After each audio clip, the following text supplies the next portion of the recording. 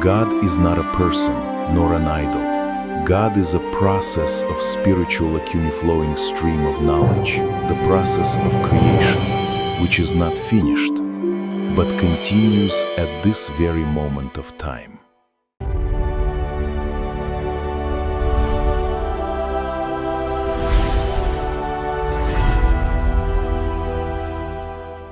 Imagine you're walking down a really bustling city street right now. Right. You feel the concrete under your shoes. You hear like a distant wail of a siren. You see a crowd waiting at a crosswalk.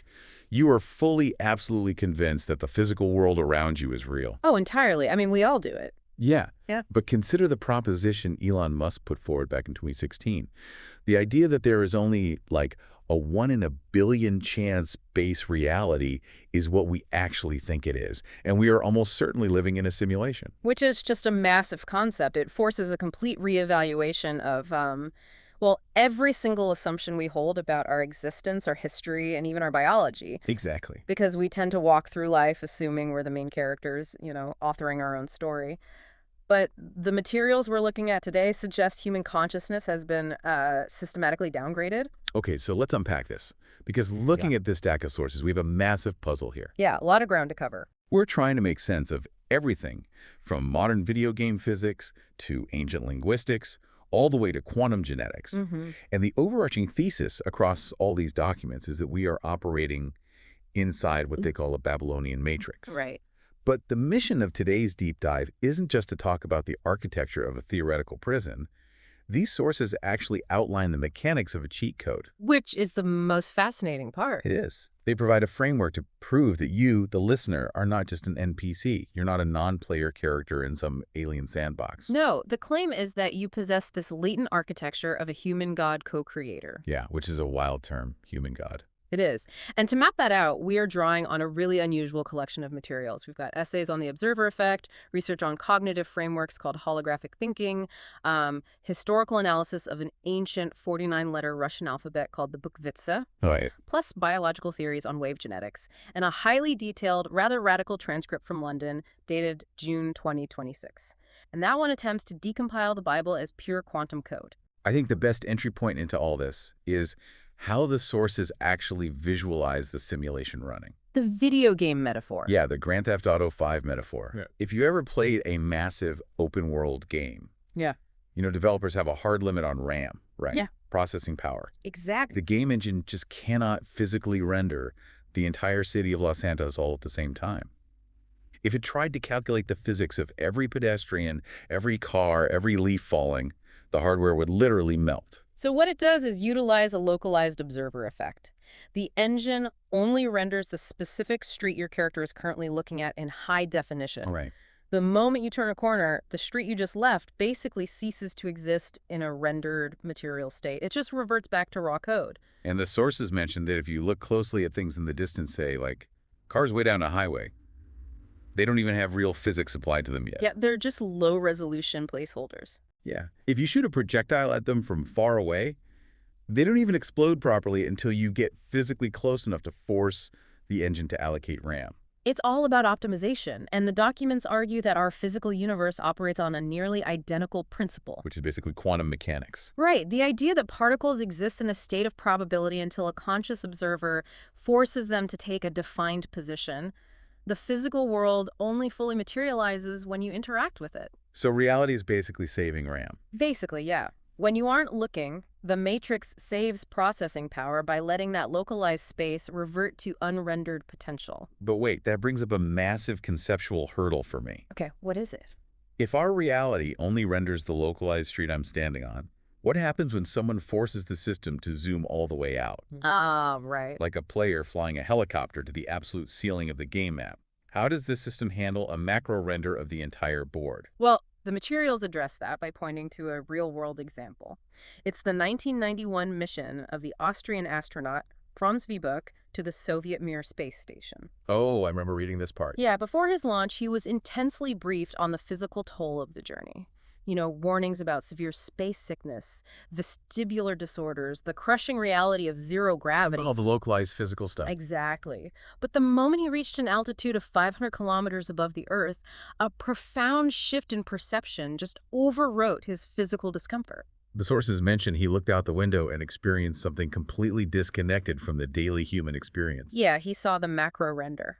So what does that macro-level view actually do to a person's perception of the simulation? Well, from 500 kilometers up, the localized rendering engine becomes irrelevant. The individual NPCs, the traffic, the daily chaos, the wars over borders, it all vanishes. Wow.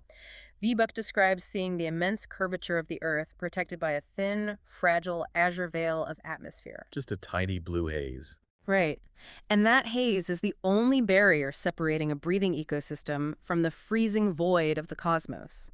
It shifts the observer's perspective from the minutiae of the rendered street to the holistic architecture of the entire system. Holding both of those perspectives simultaneously, so the immediate reality of the street corner and the overarching truth of the azure veil, that seems like it would break the human brain. It would, yeah. Because most of us are entirely consumed by the micro level. Right. Which is why the sources argue that navigating this matrix requires a specialized cognitive operating system. They call it holographic thinking. Here's where it gets really interesting, because the visual analogy the documents provide for this is brilliant. The cylinder. Yeah, the cylinder. Imagine a three-dimensional cylinder sitting upright on a table. If you shine a spotlight on it from the side, the shadow it casts on the wall is a flat square. Right. We'll call that fact 1. But if you shine a spotlight on it from the top down, the shadow it casts on the floor is a perfect circle. Fact 2. And two individuals who lack holographic thinking will look strictly at those two-dimensional shadows and argue to the death. Yep. One is absolutely certain the object is a square, and the other has empirical proof it's a circle. Exactly. It makes you wonder how much of our society is trapped in that exact dynamic. Like, are we just endlessly arguing over 2D shadows while the matrix operators control the 3D cylinder? The document suggests that is the primary control mechanism of the Babylonian system. Wow. Because holographic thinkers utilize a similar method. They don't lock onto a single shadow. They constantly shift their angle of observation. Synthesizing the square and the circle to comprehend the 3D reality. Yes, but closed societies systematically suppress this ability. When a population can only process one 2D shadow at a time, they degrade into a highly malleable herd. Right. They get easily manipulated. Very easily. They'll accept orchestrated economic crises as blind market forces, or they'll just absorb narratives from TV authorities without a shred of critical synthesis. But that implies a deliberate downgrading of our cognitive software. How do you enforce that on a species-wide level? You can't just flip a switch in the human brain to turn off 3D processing. No, you don't target the brain directly. You hack the source code that the brain uses to construct reality. Which is language. Exactly. And in the context of human consciousness, that source code is language, which transitions us perfectly into the ancient Russian alphabet known as the Bukvitsa. Right, the 49-letter source code. The sources state this alphabet originally contained 49 characters. But they clarify it didn't function like our modern alphabets. It was structured more like Mendeleev's periodic table of elements. Okay, because in our modern framework, a letter is just a phonetic symbol. It produces a sound, and that's it. Nothing more. But the 49-letter Bukvitsa was vastly different. Every single character was a dense packet of data containing 3 intertwined elements. Which were? A specific number, a phonetic sound, and a deep multidimensional image or concept. Now, the historical timeline in the sources outlines a steady truncation of this system. And keeping a completely neutral stance on the historical figures themselves here, the documents claim Peter the Great cut the Bukvitsa down to 38 letters. Right. Later, Nicholas II and the Bolsheviks reduced it to 33. And modern European standards continued pushing for even shorter alphabets. Down to 24 letters in some cases? Wait, I have to push back on this a little, because in software programming, simplification is the goal, right? We want streamlined, efficient code.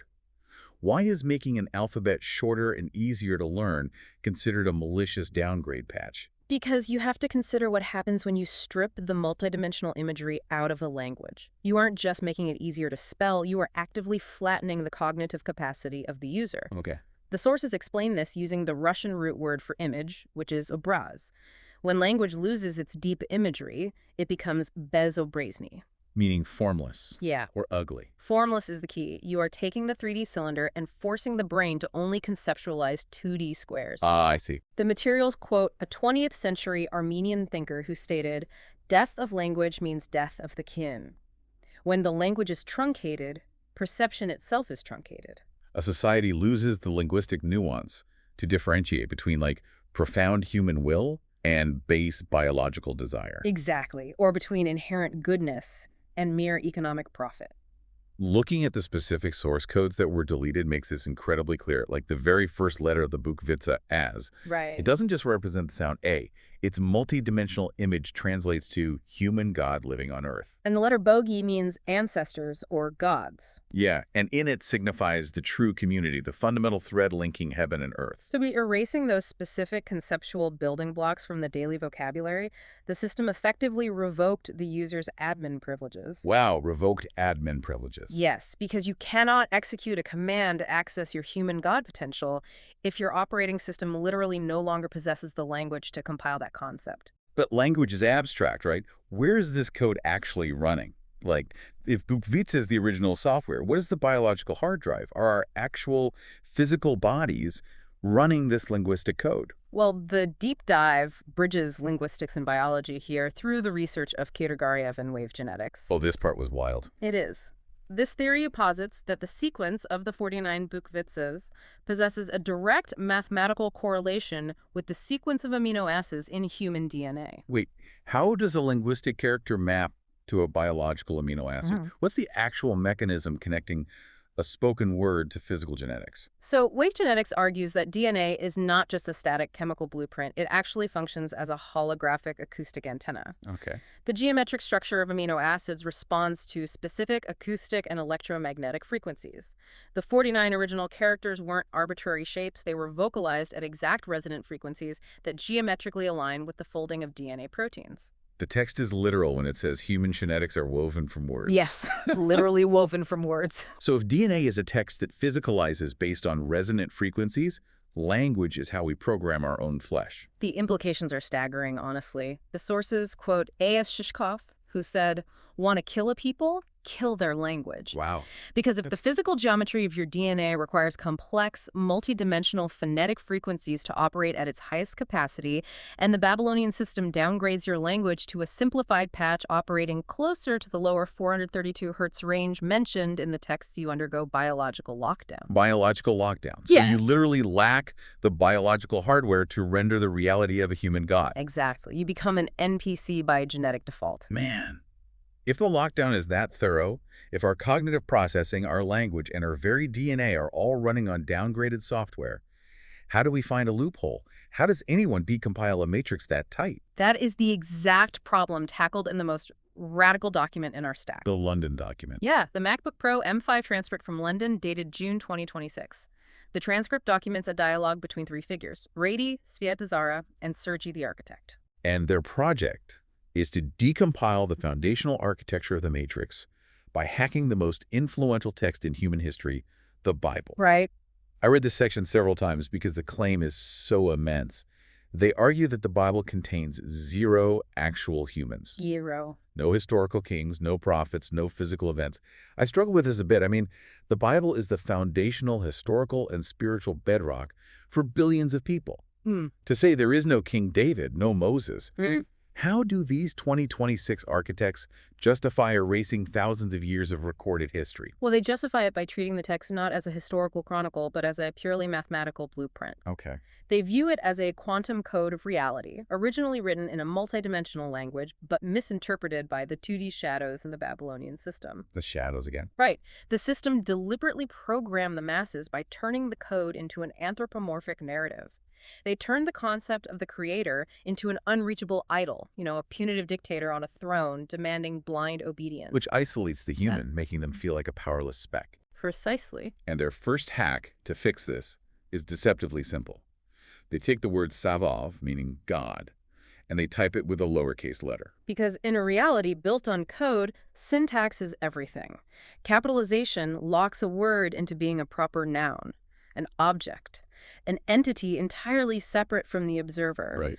By shifting it to a lowercase savov, they strip away the idol.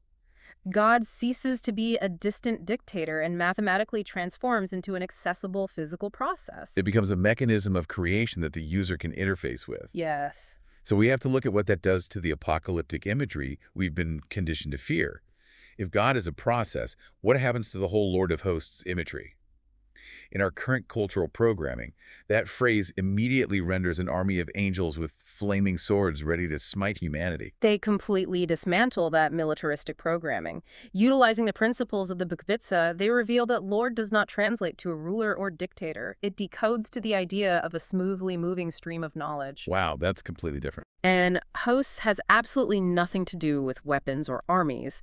It translates mathematically to a balancing force of creation, the fifth element of life, the internal fire of manifestation operating within the human structure. So they apply this mathematical decoding everywhere. Everywhere. Even the Gospel of Luke. Yeah, the syllable ought signifies separation, and the root of Luke implies the process of comprehending love and higher wisdom.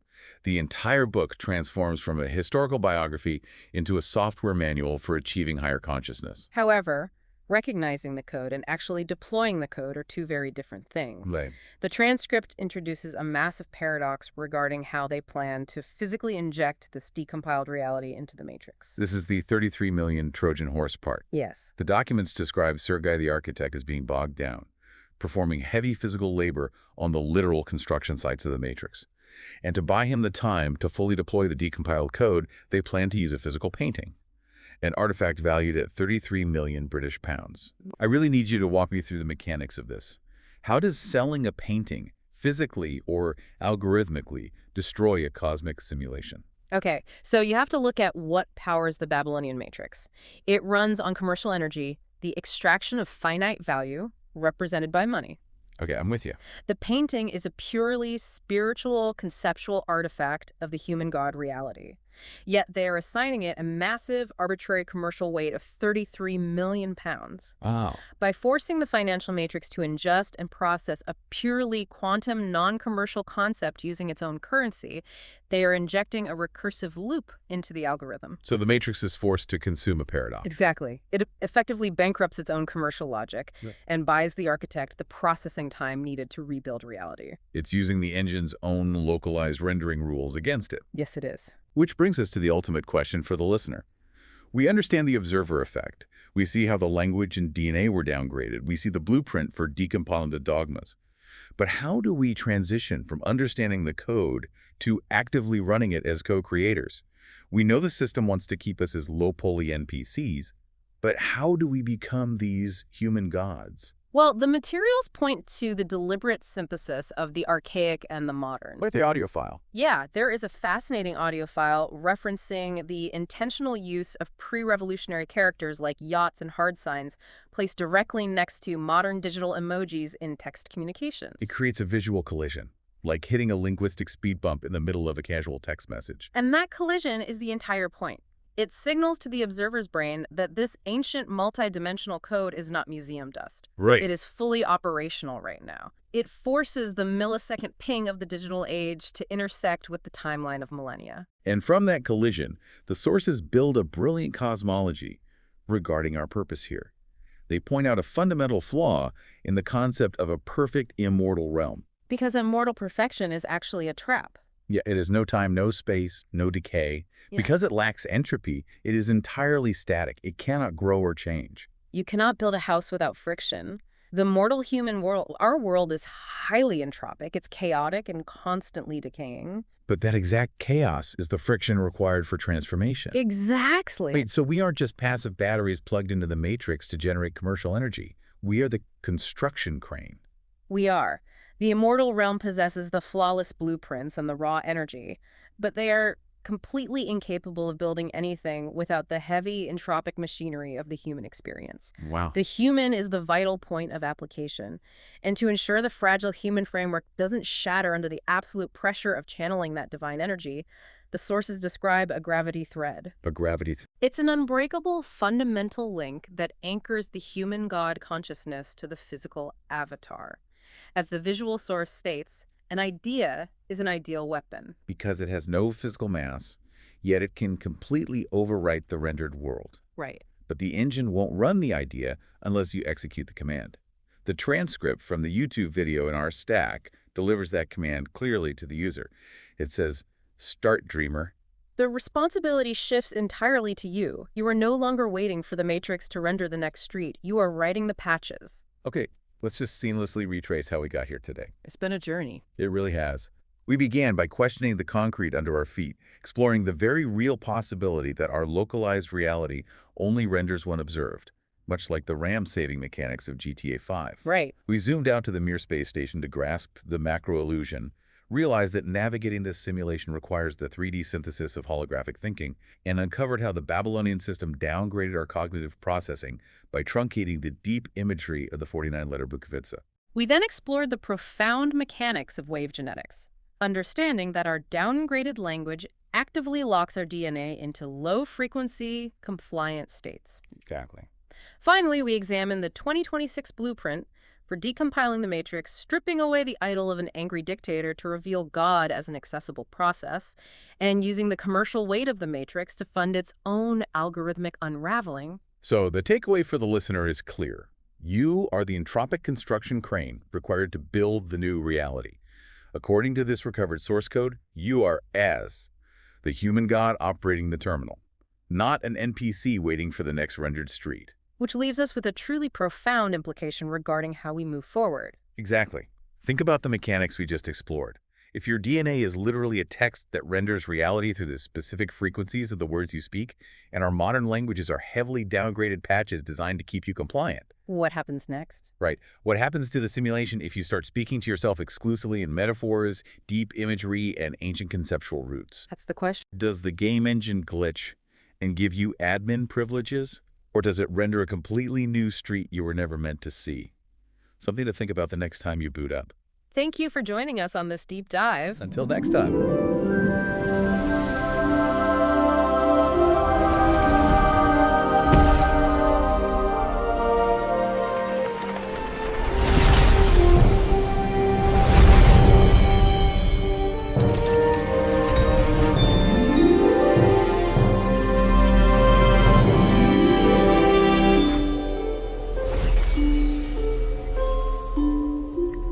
And this gospel of the kingdom shall be preached in all the world for a witness unto all nations.